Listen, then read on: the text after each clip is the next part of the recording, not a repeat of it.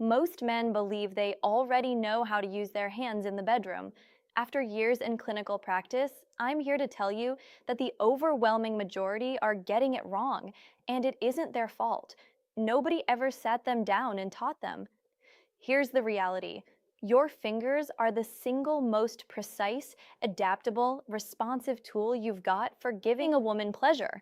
They bend, they adjust pressure in an instant, they shift angles, they scale from one finger to two. Nothing else in the human body gives you that kind of control. And when they're used the right way, many women can reach a full, intense orgasm from fingers alone. I'm Dr. Elise Gray, your trusted urology and men's sexual health expert, and today I'm going to walk you through a respectful, medically grounded step-by-step method that will completely transform what you thought you knew about touch. Here's the plan. First, the two non-negotiables before you lay a finger on her. Then, the exact sequence from warm-up to climax, broken into clear stages. And finally, the mistake most men make right at the peak that causes her orgasm to vanish at the last second. Stay with me, because if there's only one thing you take away today, let it be that last one. Let's begin with the two essentials: consent and preparation. Ask her clearly. Something as simple as, "Do you want me to touch you here?" opens the door and keeps communication flowing. Then get your hands ready. Trim your nails and file them smooth. Wash with soap and warm water, including under the nails. Take off any rings. Keep an unscented, water-based lubricant within reach. Here's what most men don't realize. Clean, smooth hands aren't just about manners. They prevent micro scratches on delicate tissue that can cause burning, irritation, and even infection. Lube prevents friction, and friction is the enemy of pleasure. Step 1. Warm up. For most women, arousal is a whole body process, not a light switch you flip. Start far away from the genitals. Kiss her neck, her collarbones, the inside of her arms. Stroke her lower back, her hips, the outside of her thighs. As you move toward the inner thighs, slow way down. Over her underwear, rest your palm gently against the vulva and just hold. Then release. Trace the edges of the fabric. Teasing isn't filler. Teasing is fuel. The science is clear on this. That anticipation physically boosts blood flow to the clitoris, the labia, and the vaginal entrance, which dramatically amplifies every sensation that follows.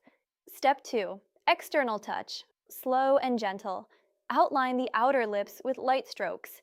When she's ready for skin contact, glide a fingertip along the outer lips, then the inner lips. Circle around the hooded clitoris instead of going straight for the tip. Here's where it gets critical. The bare clitoral glans has roughly 8,000 nerve endings. That's more than double the concentration found anywhere on the male body. Direct contact too early feels overwhelming, not pleasurable. Think feather strokes first, then light circles, then slightly firmer ovals. Her breath, her hips, the small sounds she makes, these are your green lights. Step 3. Add rhythm. Every woman is different, but almost all of them prefer consistent, rhythmic patterns over random pokes. Try gentle circles just outside the clitoral HUD. Try vertical strokes from the pubic mound down to the vaginal entrance and back up. Try slow figure eights. Use two fingers together for broader contact, or a single fingertip for precision. And ask short, specific questions. Softer or firmer? Faster or slower? Higher or lower? Step 4. When and how to go inside. Let me clear up a huge misunderstanding here. Wetness means arousal. It does not automatically mean she's ready for penetration. Check in. Do you want me inside? If yes, add lubricant and start with one finger. Never insert dry. Slide slowly to the entrance and pause just inside, because her pelvic floor muscles need a moment to release. Then use a slow "come here" motion toward the front wall. Fingers aren't built for speed. Fingers are built for angle and pressure. If she tenses, withdraw slightly, breathe together, and go back to external touch. Step 5. The anterior sweet zone. 1 to 2 inches inside on the front wall, You'll feel tissue that's slightly spongy or ridged. This is the anterior zone, sometimes called the G spot area. It becomes more pronounced the more aroused she gets. Curl your fingertip toward it with that slow, come here motion. Start with light taps or short strokes and only build pressure if her body leans into it. I see this in my practice every single day. Men assume harder equals better. It doesn't. Most women prefer steady, repeatable rhythm over raw strength. Keep your other hand busy, holding her hip, stroking her lower belly, or using the pad of your thumb on her clitoris for blended stimulation. Step 6. Scaling thoughtfully. If she wants more fullness, partially withdraw, twist slightly, and insert two well-lubricated fingers together. Keep the curls so your fingertips stay in contact with the front wall. Then combine. Your inside fingers do small come here arcs while your other hand maintains a consistent pattern around the hood. Here's what I tell every patient who asks me about this. The more aroused she is, the smaller your movements should become. Pressure and consistency are the stars, not range of motion.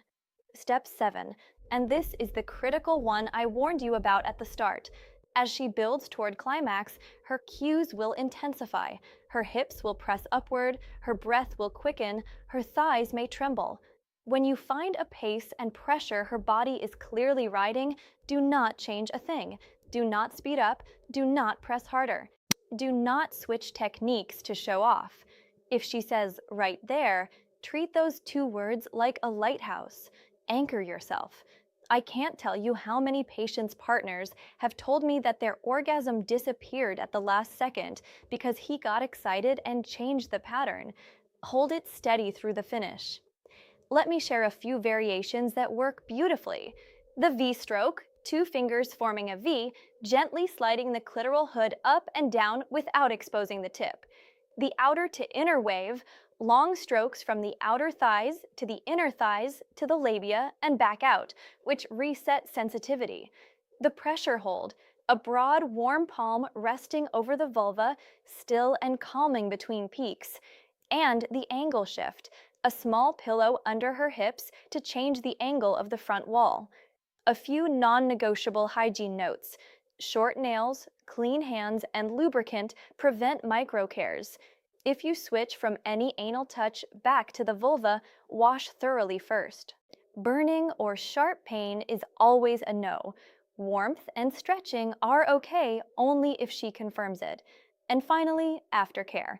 Right after her peak, keep your touch steady but ease off the pressure as her body unwinds. Hold her, stroke her hair, offer her some water. Later, when the moment feels right, ask one short question. What did you like most? Then file that answer away. That's the real playbook. If this was helpful, drop a comment below and let me know where in the world you're watching from. I love hearing from men who are taking intimacy seriously. Hit that subscribe button because everything we cover on this channel is grounded in science and real clinical experience. And for men who want to support their performance on the physiological side, I've linked a free guide in the description along with two natural supplements I recommend most often in my practice. One is an organic watermelon extract rich in L-citrulline, which supports nitric oxide and healthy circulation. The other is an advanced male performance formula combining Tomcat Ollie, fenugreek, nettle root, and citrulline to support erections, stamina, testosterone, and prostate health. Take care of your health because you are absolutely worth it. Thanks for watching, and I'll see you in the next one.